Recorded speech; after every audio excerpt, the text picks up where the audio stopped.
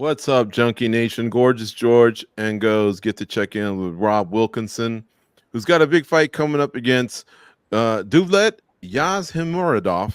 Hopefully, I got that right. No disrespect to him. And it's Friday, August 16th. The fights can be seen on ESPN.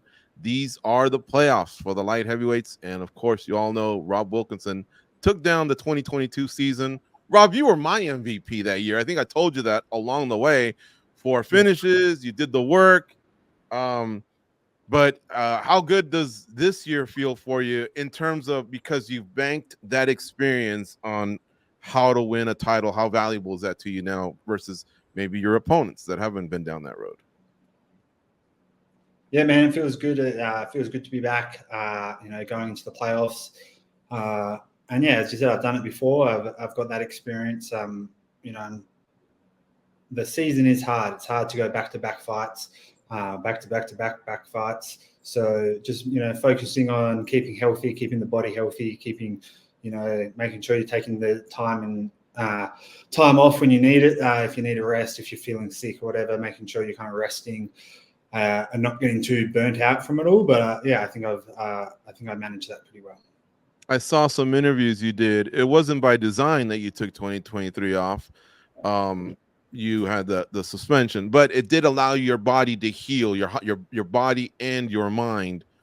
And I was wondering, is that possibly the recipe? Like, if somebody wants to fight at PFL, you maybe do a season and then maybe you sit one out, and then that makes you stronger for the next one. Like, how do you feel about that? Like, how valuable was that time in terms of your health?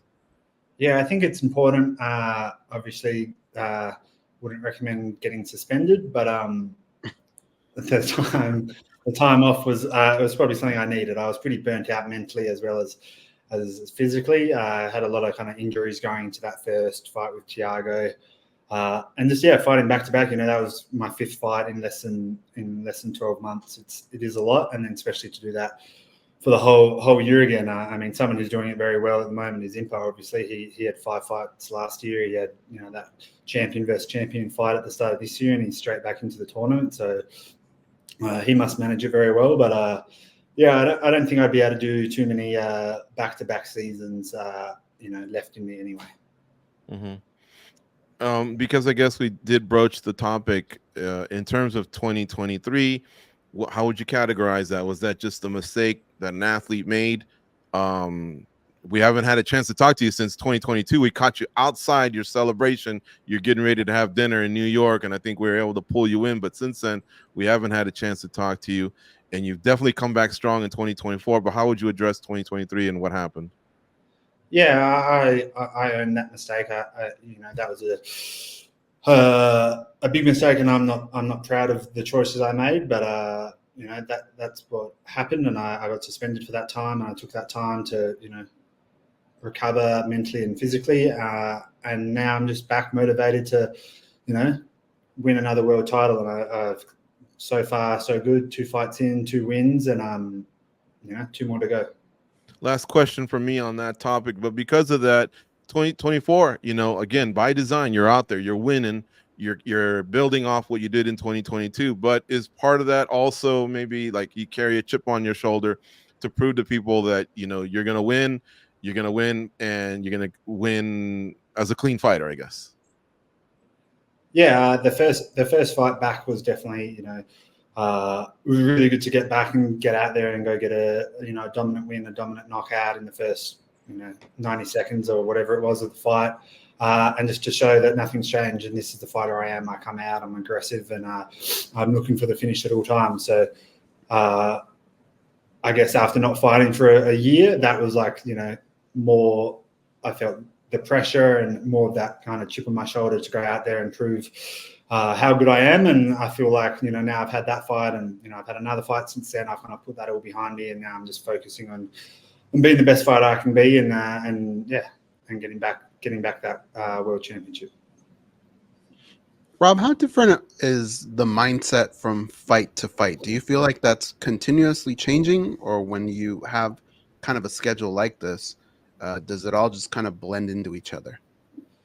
No, it definitely changes. That first fight against Tom Breese, kind of felt like it was my first fight in the PFL again, like I did in, when I had my first fight in 2022, and, a little bit more anxious and nervous, especially the day of the fight, leading into the kind of that build up. I hadn't fought for a year. That was kind of the same thing as when I first got to the PFL. I hadn't had an MMA fight for over a year, and everything was a little bit maybe a bit faster, and in the fight, like a little bit crazier and harder to kind of like slow down, calm down, and relax. And then I feel like as the season goes on, I get better at, you've just fought, you feel more comfortable in the cage, and you feel like you can just kind of go out and show what you are, don't have to, I feel like I don't have to rush. But that again, like every fight's different. This last fight, I kind of said after the fight in some interviews, but for whatever reason, I just didn't feel like I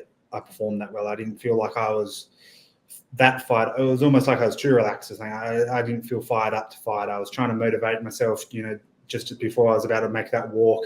And when I was in the cage, I was looking at Josh, and I was trying to use that because I could see he was fired up, he was pumped, he was ready to bring the fight to me, and I knew he was going to come at me hard. And yeah, I don't know, for whatever reason, I just felt a little flat and not my usual fired up self. So each fight definitely is different, and I'm definitely trying to address that for this next fight and kind of make sure I'm ready to go when the bell starts. Rob, for the most part, all I know is everybody usually loves Rob Wilkinson.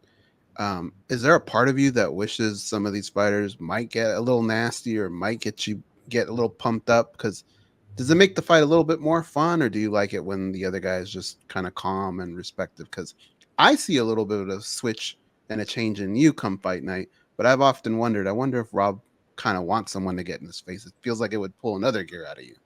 Yeah, I have had some fights on the regional scene and stuff before, when people have, for whatever reason, rubbed me the wrong way or said some things and pissed me off, and I do find that kind of fun in a way. But at the same time, if I don't have a problem with someone, I'm not going to just start talking shit for no reason if I don't believe it. But if there was, for whatever reason, I didn't like someone, that might kind of motivate me a little bit more, or fire me up a little bit more to that kind of next level.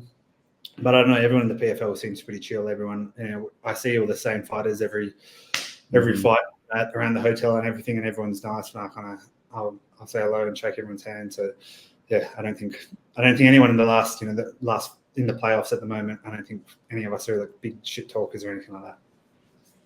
Rob, if I offered you a lot of money for the rest of the year, would you rather fight with a Mohawk, but you get to keep the mustache, or you can keep your hair the way it is, but you got to get rid of the mustache? Well, shave this or shave these?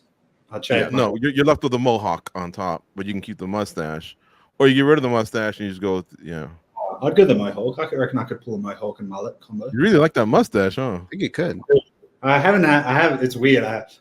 My girlfriend hasn't even seen me without it. It's been. When's the last time the mustache came off? I don't know. I started it from November, maybe 4 or 5 years ago, and then I shaved it and did it again the following year. And after that, I've had it. So I think it's been maybe 4 or 5 years where I haven't actually shaven it off. Just tell your girlfriend, hey, baby, at least I'm not Mike Beltran, the ref. You seen the one he's got? Hey, which one would mean more to you? A world title in 2024 season, or the first one you captured in 2022? I mean, it's hard to say. Obviously, that first one, that meant everything to me, and that was my goal since I started fighting, was to be a world champion. But it's a weird thing. As soon as I won that belt, I felt a lot more pressure, and I felt like I had to go do it again. I had to go win it back to back. I had to become a 2-time PFL world champion. And I still feel that, especially coming off, as we're kind of talking about last year, and coming back and winning it again, I think that would, I think that'd mean a lot to me. And I mean, I can't live in the past. I can't go win it again. I can't go relive the 2022 one, but I can go win it again. So, yeah. Who do you expect to meet in the finals? They're the main event after you and Dovletdzhan fight. Who do you think comes out of that one? You've shared the smart cage with one of them, And then the other one, obviously, is last year's champ. Who do you think wins between Silveira and Kasanganay? Yeah, they obviously fought last year for the title, and Impa kind of ran away with that fight, and I think pretty clearly won all 5 rounds. But I think Josh has definitely improved anyway from what I saw of him in the cage. I think he has improved since last year, and as you would, like, after losing a world title, after losing that $1 million, you're going to be motivated to get better and do what you have to. So I think it's going to be a much closer fight this year than it was last year. I still think Impa's probably going to win it. Maybe that's just because I want him to win it, only because I think me and Impa, the last 2 years champions, fighting each other again, fighting each other for the first time for the World Championship is the biggest fight that I can have at the moment. So I think that's an exciting fight for PFL. That's an exciting fight for us. But I think it's definitely going to be a lot closer. And, Impa just got dropped and hurt in his last fight, and then he has to fight again 8 weeks later. So, you never know what any of these factors kind of are going to take place, or if they're going to matter at all in the fight or not. That's pretty commendable, Razor Rob. I like it, man. Going after the champion who you haven't faced versus the guy who you have gotten a dub over. But That's part of testing yourself as a man and as a champion. So that's awesome to hear. I'm sure the PFL is pretty fired up about that type of possibility as well in the finals. But we're not going to put it, the course in front of the carriage or vice versa or whatever. Silveira's tough, man. He's been in these seasons going deep into them. And you're right. Maybe he's motivated. Maybe he makes a fight out of it. Maybe you guys run it back. I don't know. But I'll be tuning in on the 16th because you guys are on ESPN. And these are the money fights. These are the ones that count. Winners get to go to the finals and fight for $1 million and a respectable belt, man. It's a major organization, PFL, who's now acquired Bellator, so even more impressive. And thanks for the time, man. Thanks for addressing the difficult questions at the beginning of the interview as well. No worries, guys. Thanks for having me.